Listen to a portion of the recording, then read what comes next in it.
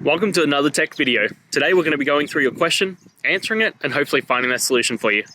Guys, remember to stay a little bit crazy, like me, and hopefully get to that resolution. Now, let's continue on to that video.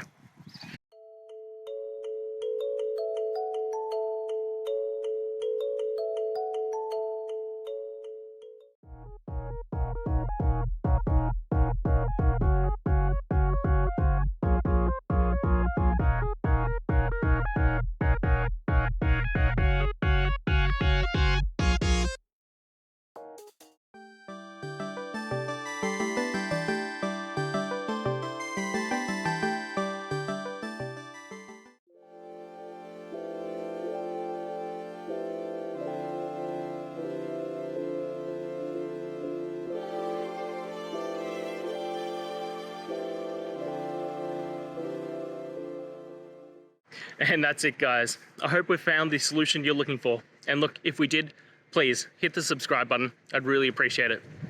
And until the next time you need technical help, I hope you have a good one.